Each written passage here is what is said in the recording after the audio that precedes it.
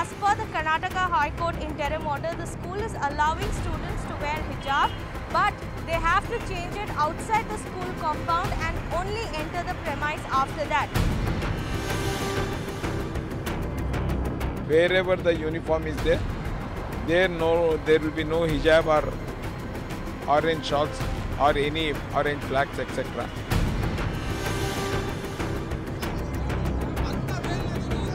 It's a clearly manufactured conspiracy.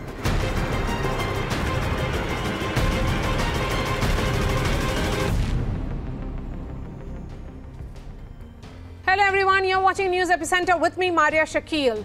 What began with 6 Muslim students being denied entry at a government-run college in Udupi because they were wearing hijabs has turned into a nationwide debate over what comes first, individual rights or institutional norms. A viral video from Mandya yesterday showed a teacher stopping students in hijabs at the school gates and ordering them to remove the headscarves. Some parents argued when their children were stopped from entering the school, and some girls ended up removing their hijabs and entering the school just like their classmates, wearing only a face mask because these are COVID times. In other cities, the students did not submit to the hijab rules.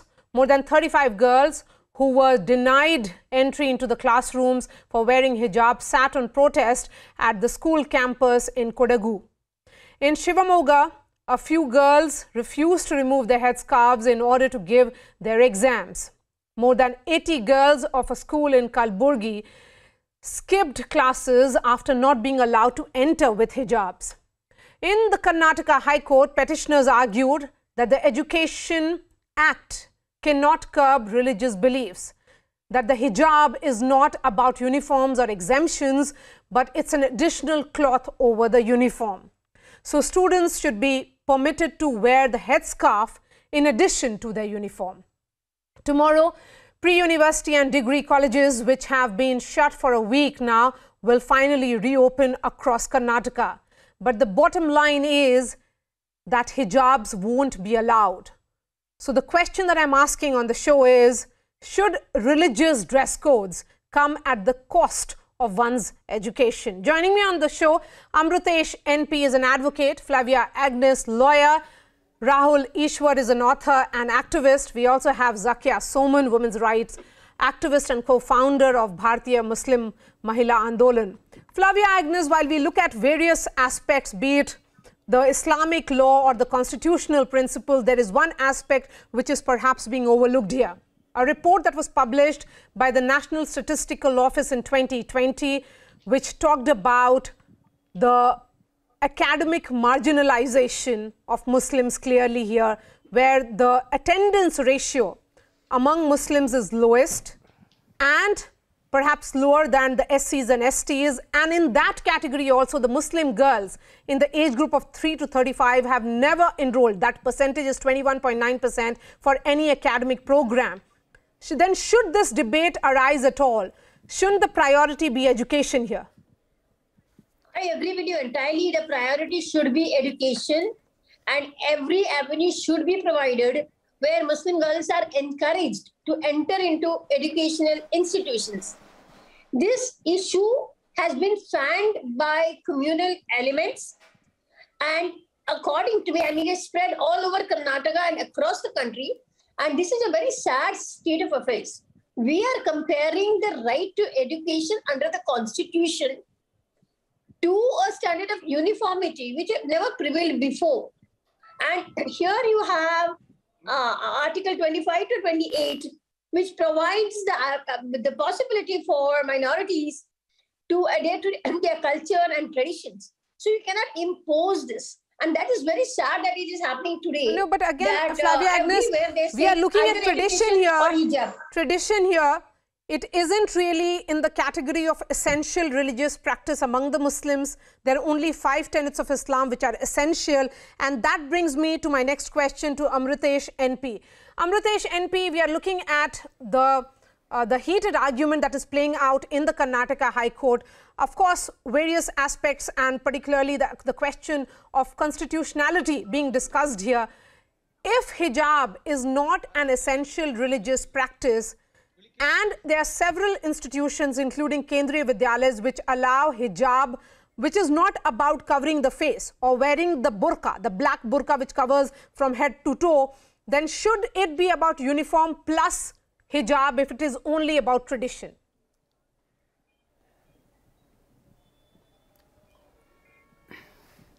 Yes, that's question to you, Mr. NP. Go ahead. Here the question is the third day we are hearing the High Court is hearing the matter. This is the third day before the full bench. The earlier, before the Honorable Single Judge, it has referred to the 3 members judges full bench, and the controversy is whether it is a religious right or not. It is very clear by the so many judgments of the different high courts. This hijab is not a religious right to wear in all the places.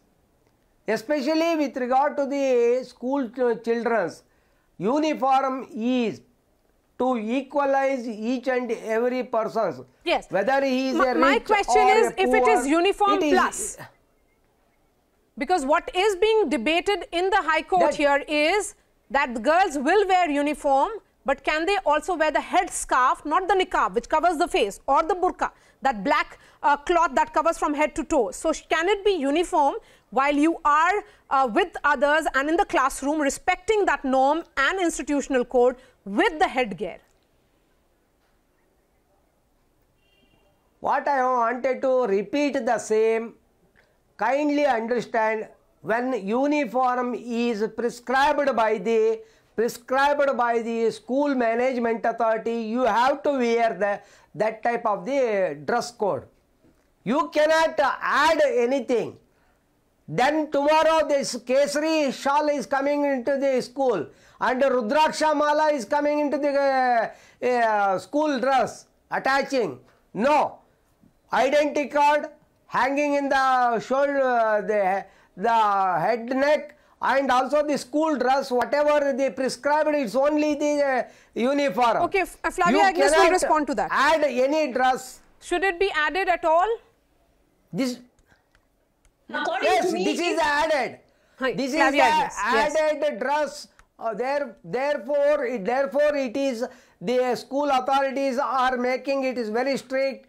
Don't use this type of the dress. When the uniform is given, and also Karnataka Education Act has very particularly given in the rule 113. It is very particular. Yes. The government has given the direction to all in the rule that you're talking about, Amritesh, in the rule that you're talking about, it is about ensuring that there is no disturbance to public order. That is what is mentioned. That is why, madam, if all are in the equal dress, nothing is going to happen. If at all you want to show your dress code along with some other religious faith, you have to leave that one at the gate or in the office. There is a special place. Flavia Agnes, there is that argument that is being put forth here, also about turban and headscarf. Do you think that really holds? Because turban is an essential religious symbol there. Here, in case of Islam, the 5 tenets are very different from what is a visible covering of head. And it is not mentioned. There are traditions that this is tradition. Not every Muslim girl is covering their head. They're not wearing the hijab. Now, there are few traditional families who are wearing it. And of course, there is family pressure, there is pressure from the community, etc. for the girls to wear. You have got this shortage of the information. You have got the shortage of the information. Kindly go through the Quran.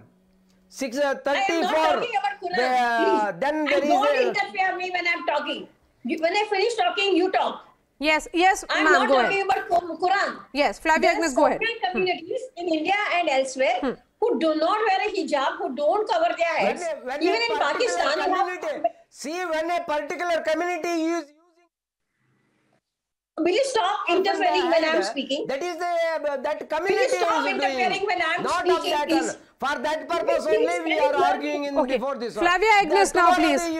Tomorrow you are whether no. Tomorrow whether you are ready to allow these Hindus for the Kesari Shal, No. Rudraksha Mala, Okay. and then It is addition to that, the addition of one moment. You have made a lot of arguments. I'm just trying to understand here, Flavia Agnes. Given there have been various judgments, can we really talk about the validity of a hijab under Article 19(1)(a)? Because every right that has been guaranteed to us, it is with reasonable restriction. And if the state is witnessing these kind of protests, then should that reasonable restriction not come into place then? You know, I do not have any problem with not wearing hijab. I am not promoting here hijab at all. My concern is how the right-wing political parties have communalized the issue of hijab. It was not there like a year ago, 2 years ago. It was not a problem at all. Girls were not interfering with the law and order situation. Now the problem was created in the district of Udupi, where one institution said this, that you cannot enter, etc. And from there it went everywhere, and the communal elements reacted with wearing saffron shawls and various other religious symbols. Now here, this is an aggressive Hinduism that is being promoted by the party in power and the fringe elements. Okay. And that is what I am objecting to. But ma'am, the counter can be what really happened in a particular school in Kodagu, where the girls in the classroom who, you know, they left the classroom because they were asked to remove the headscarf. Coming on this, Zakia Soman, again the focus has been about education. Is this a battle worth fighting for when you're not even, when it is not about religion either? So you are misinterpreting religion and it is coming at the cost of your education. Yeah, so unfortunately, in our country, religion has been reduced to all these outward and I would say very, very outward and very, very symbolic matters. So the religion stresses on, you know, the education for girls, empowerment of girls, but all that is forgotten in the media. And I also feel that the response to this whole controversy, you know, the kind of controversy would not have arisen had the response been mature and calibrated on the part of the education institution, on the part of the faculties and teachers, and of course the parents. And, you know, I feel that both sides should not have allowed this kind of religious groups and political groups to decide, you know, their politics and to mar the entire communal harmony in the region. And in the whole situation, the suffering is for education, and is the girls who have been deprived of school, not just the girls, but all the students of Karnataka. Because the schools were closed down, all the education institutions were closed down, so they have suffered. So I think this kind of, you know, competing religiosities are marring our social fabric, and I think it's really dangerous because we are a multi-faith society, and we cannot all, you know, insist on, you know, wearing our... Yes, Zakia, but you know, what is not Islamic, what is clearly not Islamic is being propagated only in the guise of culture. Then why should that be endorsed? That is also the bigger question while we look at the aspect of education, and we can also debate what you are talking about in a very, very polarized manner, what is happening right now, and it has become a contentious issue. Rahul Ishwar, we have seen women across the country fight for their right to enter mosques, enter temples. It has played out here. But what is happening here is that this is a fight that the girls are saying as per them about educational institution. But again, as we have been saying, that there is something that is getting mixed up. There are multiple issues getting mixed up here. This is not about whether you're standing for hijab or against hijab. This is clearly about something's going wrong in the direction of what the girls should need here and what they should get here, which is education.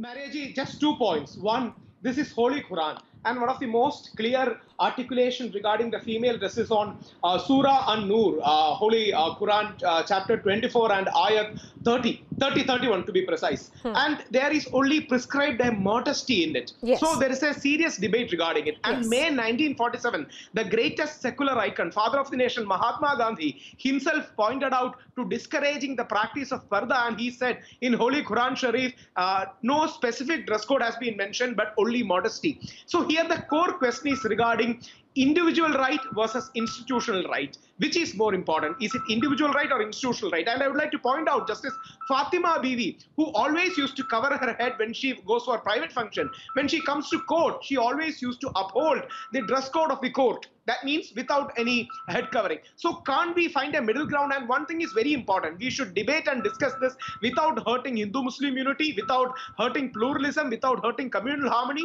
This is a very sensitive subject. So we need to be that sensitive regarding it. It's absolutely a given. But please remember, at the core of the core, it's a debate between individual right versus institutional right. Anybody can wear anything on their private spaces when they go for their family functions, when they go out to the road, when they go to the public park. But when coming to a particular office, shouldn't we uphold dress code is the core question. So that question is what is going to be answered by the court. Yes. And then, Zakia Soman, when we look at those visuals that are coming in, these seem to be largely men driving these protests. They are forcing women in these images. If you look at it, they are the ones arguing with institutional heads and administration to say that women should be wearing hijab. While we often say that is hijab really a choice, it could be perhaps for women who decide to wear the headscarf post, you know, when they reach adulthood. But these are minor girls that we are talking about. So clearly in these cases, most of these cases, the choice that has been made for the headscarf has been done keeping in mind purely the patriarchal movements that we see, where the men in the household decide the, even the clothes of the women. Yeah, Maria, so clearly the men are calling the shots. Yes. And on a lighter vein, most of those men in the visuals are themselves in shirts and pants. They are wearing, whatever we call the normal modern clothing of all the men in India, but they are insisting that the girls should be in hijab. So yeah, it's a like you started this show by saying, something very important, that the 5 pillars of Islam does not include hijab. In fact, hijab, the fashion of hijab or the whole trend of hijab is very, very new to India. It has only arrived in the last 2 to 3 decades. Yes. So it is not even part of our culture. Which I often say is Arabization of Islam in India. With remittance came that culture which was not there in India for the longest time. We haven't seen women wearing hijab or burqa in our families for the longest time. It has happened in the last few years, perhaps. Yes, very much. Yes, very much. And again, I really feel that it is very sad that, such an important issue of right to education is being, glossed over in all this politics and all the din that we have created. Yes, because, Zakia, I'm just looking at all those visuals, and I'll ask my producer to continue to play those visuals. If you look at it, it's the man in the house perhaps dropping the young kid to school.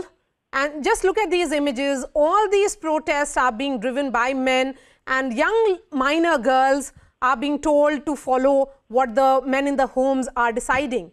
So, if I saw that visual where a girl was, stopping in front of the school, she removed it instantly because she wanted to enter the classroom, because she wanted to study. I think that should be the spirit here.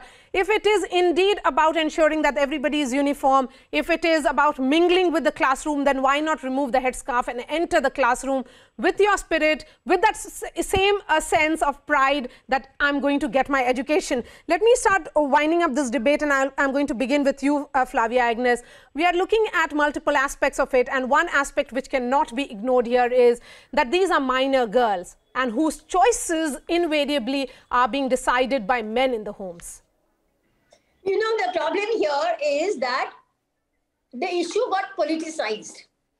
if it was left for organic development, the girls themselves may not have worn the hijab. The families may not have forced them to wear the hijab. Now, you have made it so communal.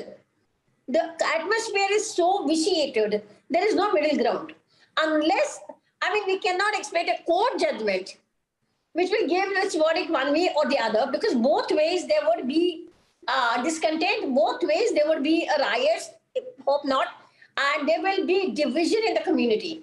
What is the need of the hour is to sit together for the leaders of both factions and work out a negotiable. No, but ma'am, if the matter is sub judice, then who do you speak to on both the sides?